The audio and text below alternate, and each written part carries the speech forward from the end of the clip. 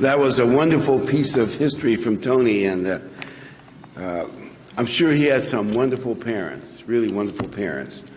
The Apostle Paul said in 1 Corinthians 16:13, giving some final advice to the Corinthian church on how to succeed, he told them to be watchful and to be steadfast. And I think watchful means to stay alert, to be vigilant. Like if you watch some birds, boy, they're always alert for predators, and of course owls can spin their neck all the way around, but we had a little bird bath. Whenever the hawk comes in our backyard, we have a bunch of bird feeders, the birds send out an alarm and the hawks send about, what happened? But be alert. And often being alert and watchful in the Bible is paired with prayer. Matthew 26:41. And when you're watchful, you can avoid at least many of the sinful traps that are out there. And of course, Christians, obviously Paul's warning about Christians being lulled to sleep. So we need to draw closer to God as we see the end getting closer. And so let's look at why watch. I'm going to go to 1 Thessalonians 5, and we're going to look at why watch. 1 Thessalonians 5, verse 1.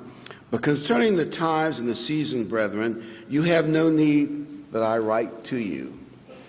Of course, think about it. He is writing to them, isn't he? So they do have need to be careful about it, but obviously he had told them in the past to be watchful. There are dangers ahead. And of course, we need to get better at discerning the signs of the times. Verse 2 and 3. For you yourselves know perfectly that the day of the Lord so comes as a thief in the night. For when they say, peace, peace, then sudden destruction. So like pains like a pregnant woman, and you shall not escape. Now I want to talk about that peace, peace, and sudden destruction. I want to look at two aspects of it, the financial aspects and the military, political aspects. I want to talk about the financial first. You probably hear all the people on TV saying that we have a financial bubble that's going to burst and pop at some moment. And I'm fairly certain that's true. The question is, when is it going to burst? I believe it's going to be sudden. In other words, we're going to think we're having financial peace and calm, and then it's going to burst, lead to a Great Depression, just like in World War II.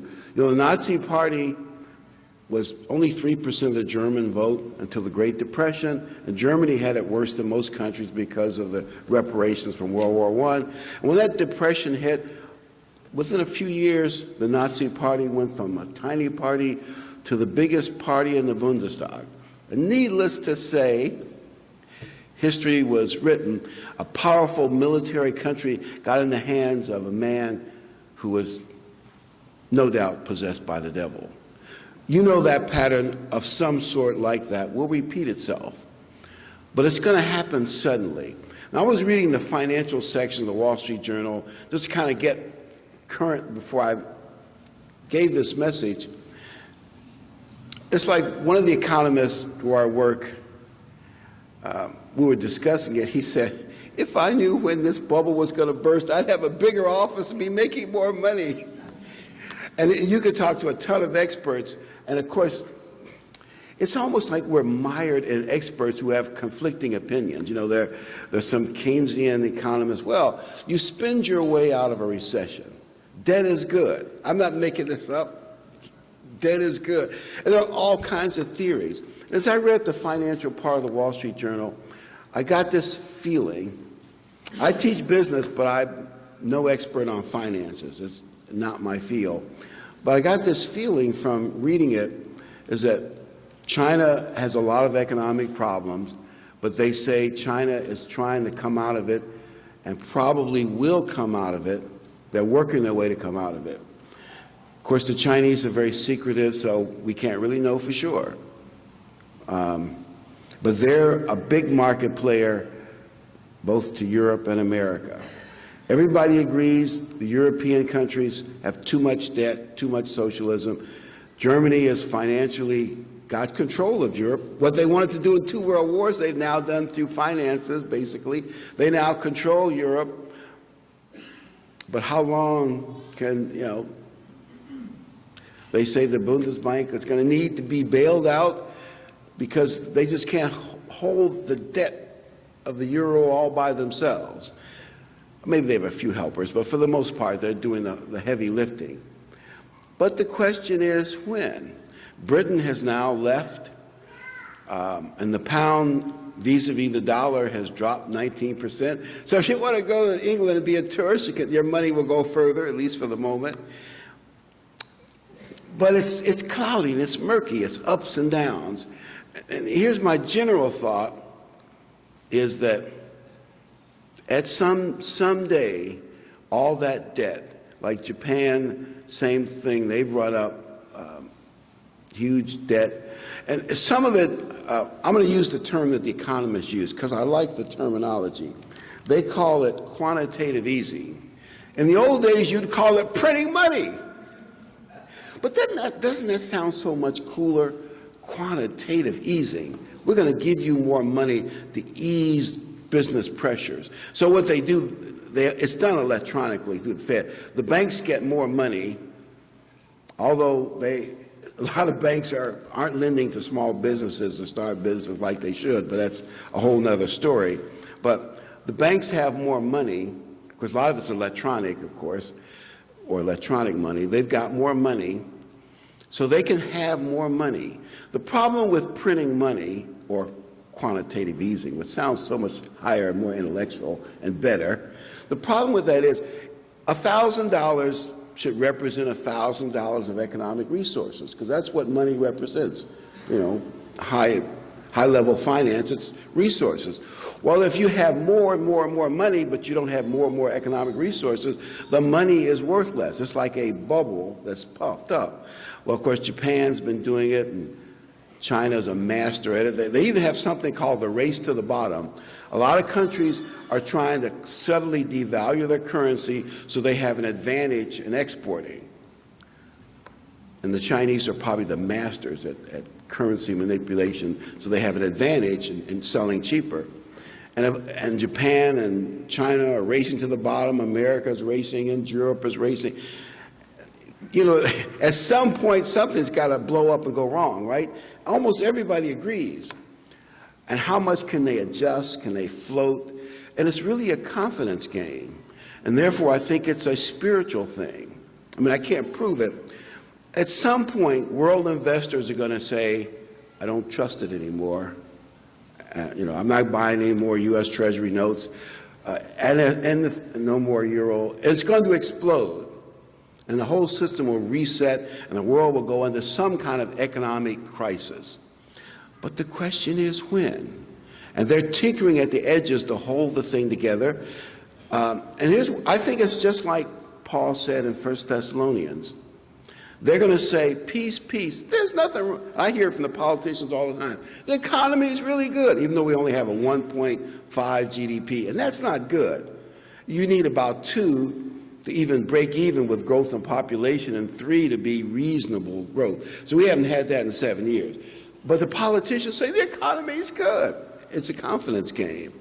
Well, if they can keep enough of the big investors happy, enough people believing it, and Europe and here, how long can this thing hang on? See, nobody really knows. But at some point, I'm just speculating, because maybe we won't know what the touch point will be. At some point, God will tell the devil, you can do your thing. Maybe he's holding back so God's church and other churches that do good things can put the gospel around the world. I mean, finance it, even though we're small. But I'm not sure I know what and why. But at some point, you can do your thing, and then it'll explode. And the world will reset in darkness, and out of that darkness will come a dictatorship that will be evil. Just like Tony talked about Pope Pius III, one of the, maybe the most evil of all the popes, although one worse is probably coming, I think. We'll see, I guess, but, and a worse dictator than Hitler's coming, and he'll have more charisma than Hitler will have. It is coming. Now, on the political side, all we can do is go back to World War II as a sample.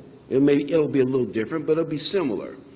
You might remember Chamberlain went to the big meeting with Hitler, peace in our time, had the white paper waving it, and even after that, they still thought they called it the phony war. Nothing's really going to happen. And then Germany unleashed the Blitzkrieg, and 4 or 5 weeks, all of Europe fell.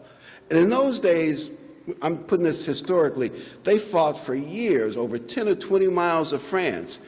All of a sudden, the German tank corps punched through, and what took years fell in a few weeks.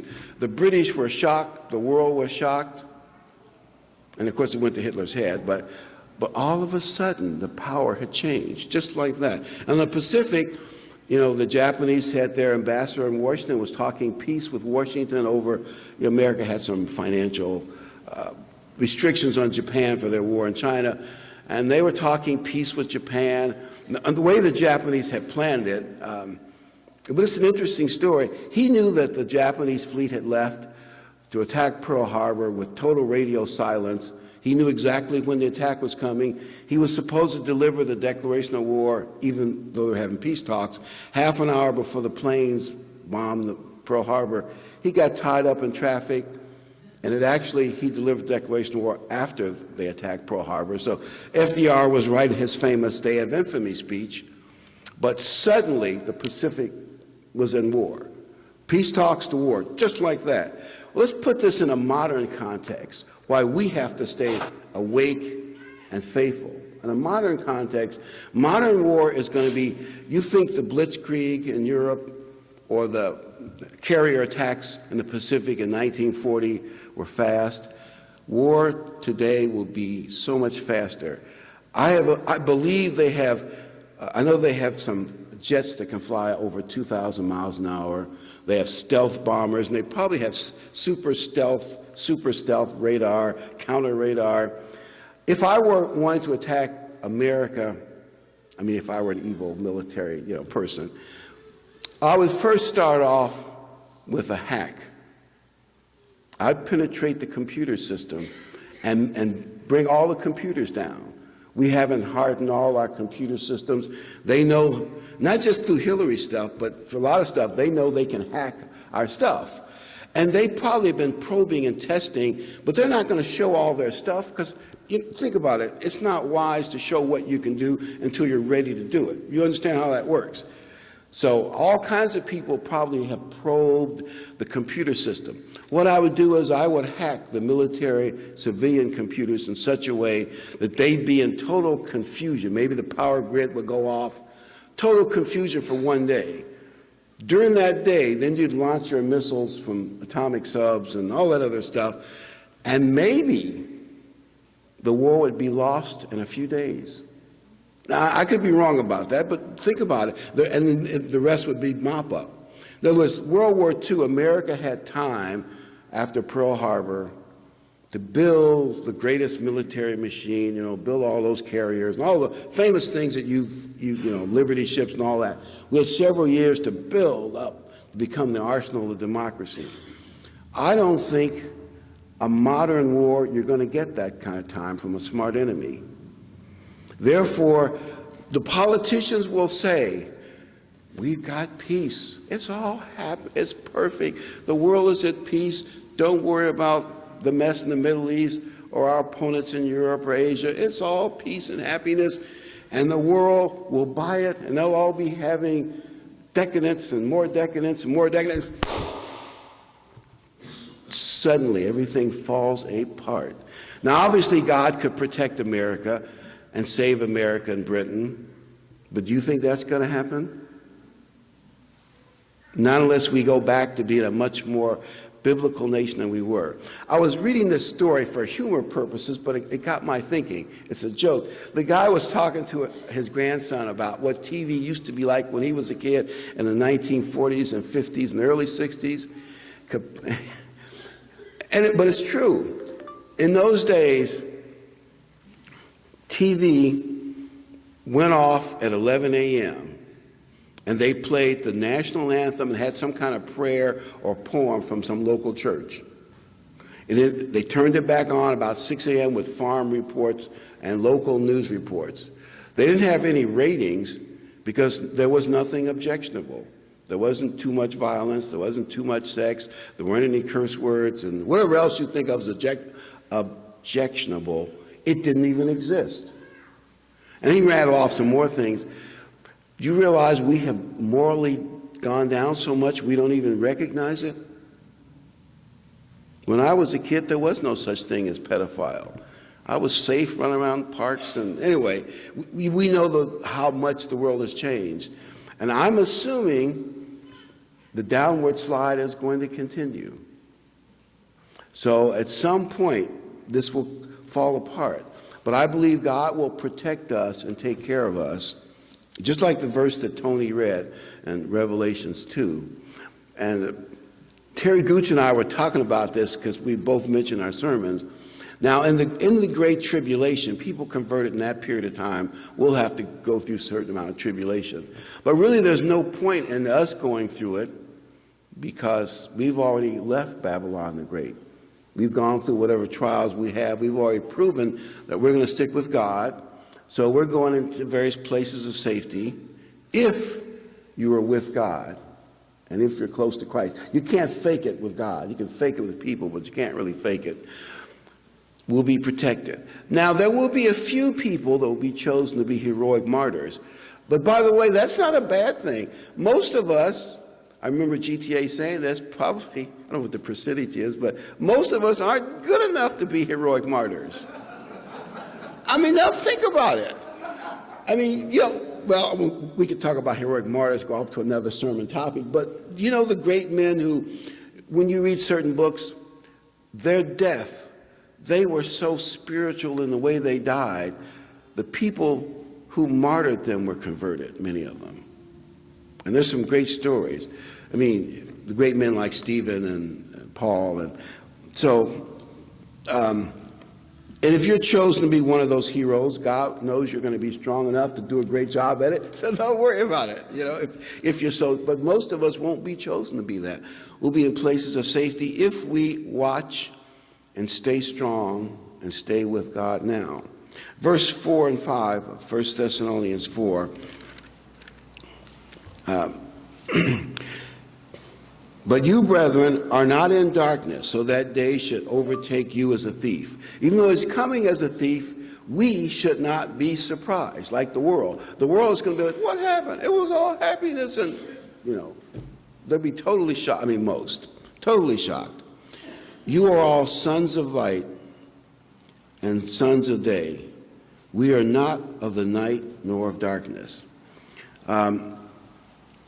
If we watch spiritual conditions as well as financial conditions and political things, because we need to watch churches. Was talking to a man who was a minister of a major church in a major city in America, and we were at an anti-abortion meeting, really nice meeting, and he was saying he thinks abortion is terrible, but he can't say a thing in his church about it because 95% of the church members all support abortion. I thought, isn't that sad? You know, if the churches, as Martin Luther King said, aren't the moral conscience of America, then there is no moral conscience. If the church preachers say, well, you know, that terrible Johnson Amendment, somebody might complain to the IRS.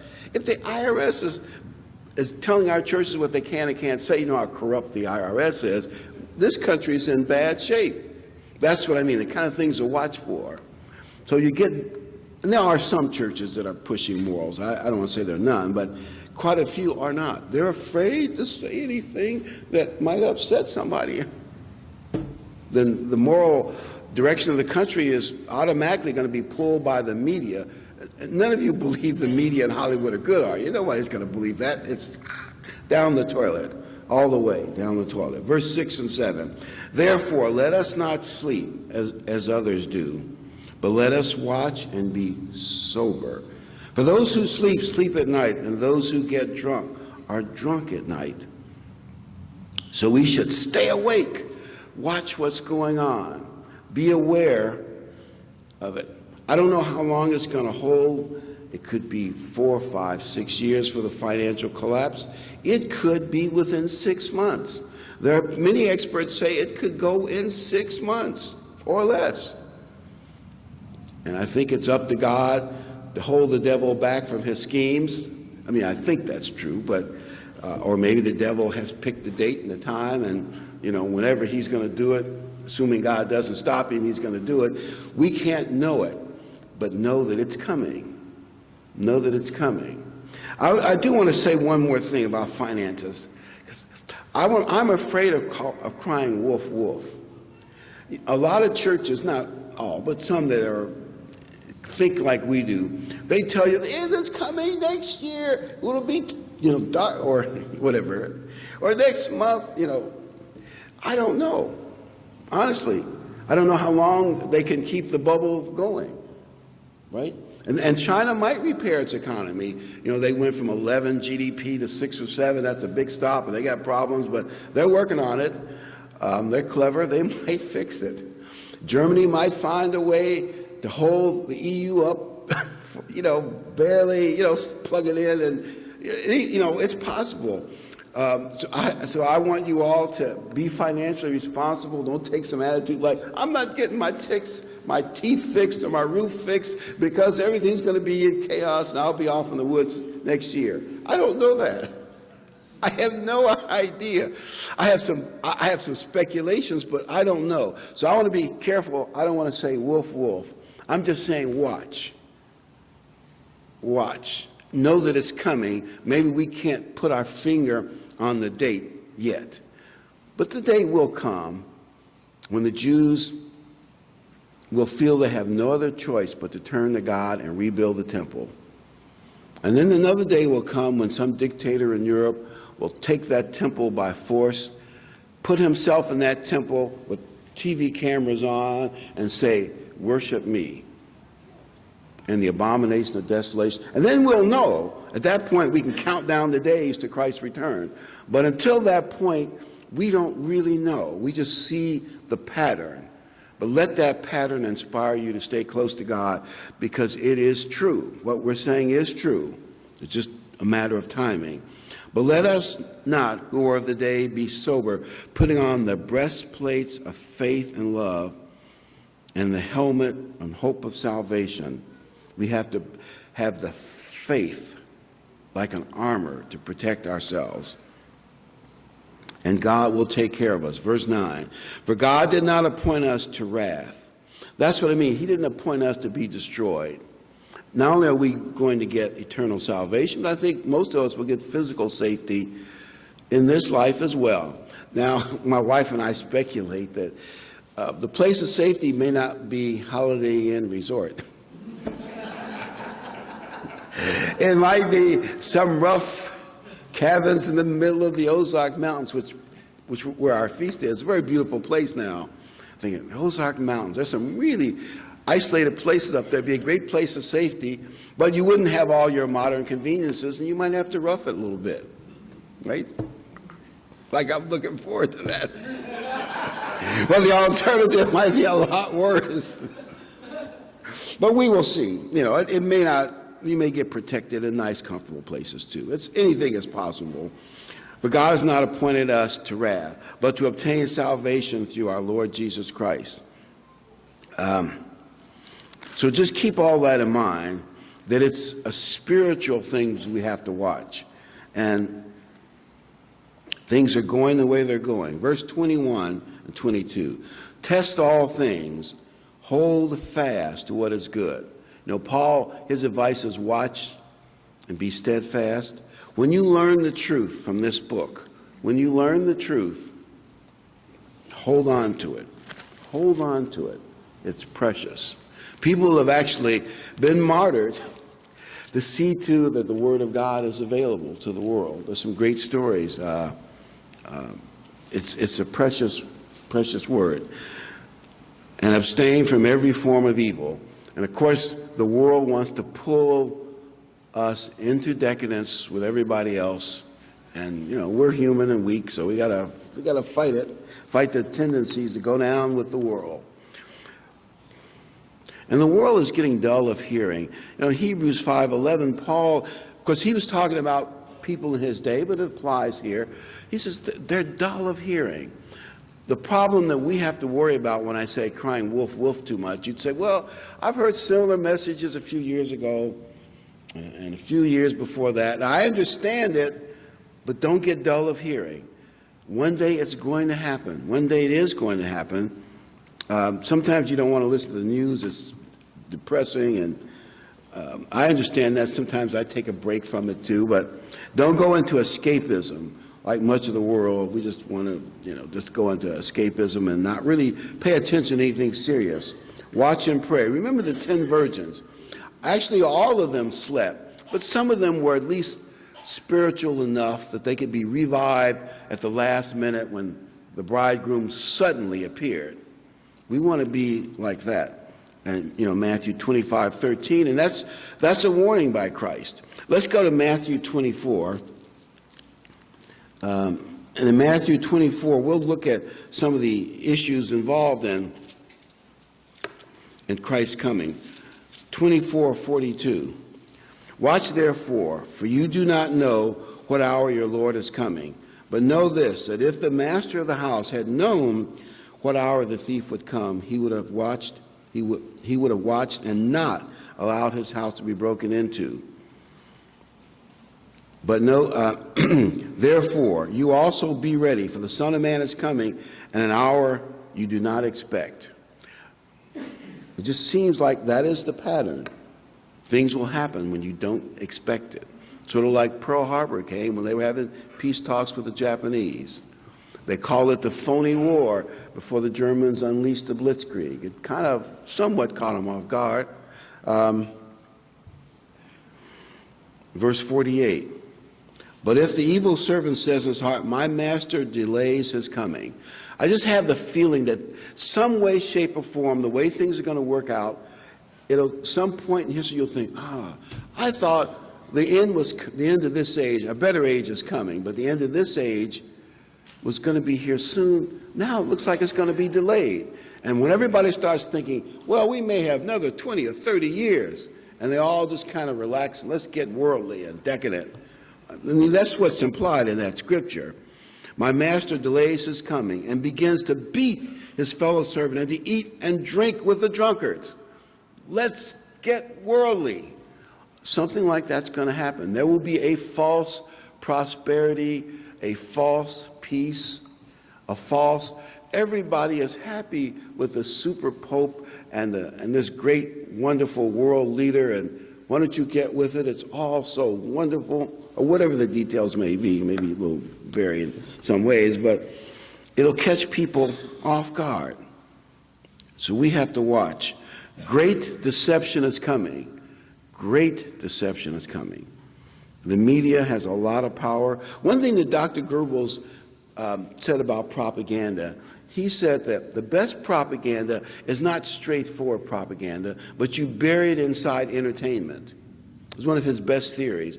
And give Goebbels credit. He prepared Europe for the final solution, and he got many people in Central Europe to worship little Corporal Schicklgruber. That takes some propaganda, right? So, and the world has learned a lot more, and the media is a lot stronger now. Think of how they could brainwash and deceive people in the future. In Ezekiel 33:6 and 7, it just says we have the responsibility of being a sentry. A sentry stands out there on the flanks of the army, front and back and around, or in a city tower, and warns of approaching danger. And it just says in those scriptures that God will hold the sentries responsible if they don't blow the warning when something happens. I'm going to apply it to us. Let's say if one of you guys out there says, you know, I need my own church. I need to be a big wheel. I mean, you wouldn't say it that bluntly, but that's kind of the way it comes out. It's happened to us so many times. I get, I can get 4 or 5 or 6 people because these people believe in me. I got a great personality. They'll do whichever I say. And I'm going to start my own little church. And we'll meet in so-and-so's house. And that's okay. And you all can kind of encourage each other and love each other. That's good. But you can't do any work. I mean, and the devil has been at least somewhat successful at chopping the church up, chop, chop, chop, chop, chop, chop, chop. So there's less work being done. You see that, don't you? So don't fall for it. Somebody, well, come follow me. Let's create another little schism that can't do anything. That's not good for, and I think God holds us responsible for doing a work, or at least what we can, and like the wonderful magazine cover that they put together, I thought that was great.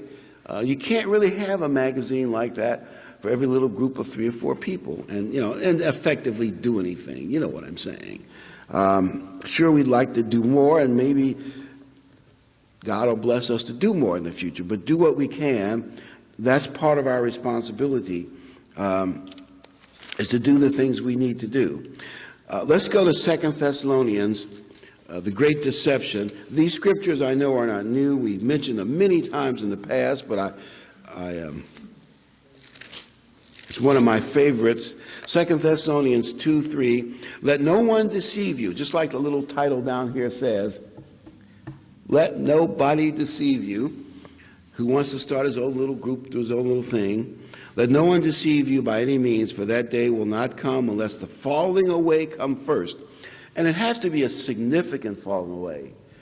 I would argue that if someone told most of the people in the world right now, we want you to worship a man, they would laugh. You're kidding me. We're going to live to see, at least many of us, going to live to see the Western world, Europe, America, South America, and some other places, worship a man. When they stuck out that arm and said, Heil Hitler, that was the German version of Hail Caesar. And they literally did worship Caesar. That was required in the Roman Empire. We're going to see somebody else, worship Caesar, Hail Caesar. They're going to worship a man. They're going to get so far away from Bible knowledge, they're going to be so deceived, they will worship a man. It's coming. And many of the mainstream church people that you know are going to be deceived. Verse 8, and then the lawless one will be revealed, whom the Lord will consume with the breath of his mouth and destroy with the brightness of his coming. The coming of the lawless one is according to the working of Satan, with all power, signs, and lying wonders, and with all unrighteousness, deception among those who perish, because they do not love the truth. We have to make ourselves love the truth. Even unpleasant truths about ourselves, you got to learn to love the truth and take as much truth as you can handle about yourself and other things. And in Matthew 24:24 just says that the chosen cannot be deceived. I think for people in this auditorium, you have to let yourself be deceived. I think we know too much to fall for worshiping a man. But some people in the church today are going to slide back into the world and let themselves be deceived and maybe lose their one chance for salvation. I want to tell you this corny joke. This old geezer got bored and decided to come out of retirement, hang up his medical shield one more time. And what he said was, he said that I will charge you only $500 and I'll heal whatever your problem is. And if I can't heal you, you get $1,000 cash. This young doctor said, I'll teach this old guy a lesson or two. He hadn't been to medical school in years. So he started working with him, and he said to the doc, my taste buds have gone. And that's a difficult thing to heal. My taste buds are gone. He said to the nurse, bring box 22 and pull out the jar. And then they drop some on the guy's tongue. He says, ah! That's gasoline and turpentine. That's horrible. The doc said, bingo, your taste buds are cured, $500.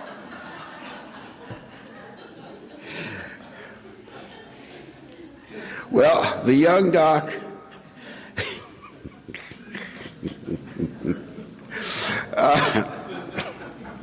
came in there. He said, I've lost my memory. That's a really tricky thing. So, how are you going to cure that? He said, nurse, bring out box 22. The guy said, no, let's get that horrible turpentine. Bingo, you've recovered your memory. That's $500. So the young doc says, well, sight, that's a real touchy thing to heal. He comes in and says, my sight is going. It's hard, dark, and hazy. The doc said, well, the old geezer said, I can't cure sight. Those nerves it's tricky business. And I said, I owe you $1,000. Hold out your hand. And so I'll give you $10,000 bills. But he actually gave him $1 bills. The young doc said, wait a minute. That's only $10. Bingo, your eyesight is cured. That's $500.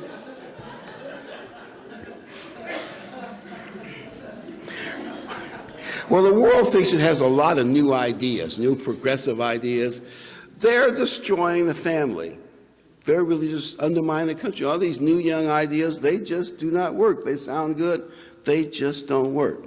As you watch the progressives undermine this country, and a lot of progressive ministers in the world as well, they're undermining the country. And we have to hold on tight to the truth we have and watch things. And 2 Corinthians 11, 13, 15 says the devil is like an angel of light. His people seem pious. And I imagine the man of sin will be pious. And like the man in Mark 9:24 said about his son, he said, I believe, because he wouldn't have been Christ for healing of his son from demon possession if he didn't believe. He said, I believe. Help my faith. Help my unbelief. So if we need more faith, if we think we're starting to waver and slide back in the world or get discouraged, just pray and ask for more faith. And fasting is also important, as mentioned in verse 29. Maybe miss 2 meals in a row and fast. Hold on to the truth tightly. Hold on tightly, because the world is pushing hard against God's ways, as mentioned in Romans 12. And I want to go to Hebrews 10. And in Hebrews 10, Paul is also giving advice to people who want to slide back into Judaism, but in their case, that was their world, same principle. Hebrews 10:23. So Paul writes to them, he says, let us hold fast the confessions of our hope without wavering, for he who promised is faithful. And let us consider one another in order to stir up love and good works, not forsaking the assembling of ourselves together. Now, what should we be doing? We should be encouraging each other in church. Try to be a positive influence in church and attend as much as you can, if at all possible, and attend the annual Sabbaths like the Feast of Tabernacles, where I'm preaching to the choir because you're here. But keep it up. Keep going because one way to not hold on steady, not watch and slide back in the world is to stop attending. I come maybe once every 9 weeks, once every 8 weeks. It's not going to work for you. In 1 Peter 5:8-9, Peter says, resist the devil, and he will flee from you. Resist the devil, and he will flee. He won't waste time with people that are steadfast and watching and spiritually strong. And my last scripture will be 1 Corinthians 2. I know that famous joke. What does it mean when a minister looks at his watch and says, absolutely nothing? But actually, this is the last verse, 1 Corinthians 2, verse 9. And Paul is quoting the Old Testament. But it is written, eye has not seen, nor ear heard, nor has entered into the heart of man the things which God has prepared for those who love him. In other words, we're going to be in God's family. We're going to be baby gods, however the details work out when Christ comes back, if we're watchful and hold steady. And the reward is so great. Paul says, and he's quoting, I think, Isaiah, we can't even imagine how great it's going to be. In other words, it's even greater than your imagination. You think of, well, maybe I want to fly to heaven. You know, they apparently have a jet that can fly 2,000 plus miles an hour. I imagine you'll be able to travel at warp speed. You'd say, I want to be in China in 2 minutes. You know, whatever, you're there, or whatever the details are. Or I want to be in God's heaven, whatever, the back 40 or something. I imagine being a baby God is so much higher than being a weak human being that we can't even imagine the greatness. And that greatness and that blessing and that opportunity and to be in the higher parts of God's family forever and ever is given to us. And I think God has seen something in us. He's seen something in each of us that he can use in the world tomorrow. We just have to remain watchful and steadfast.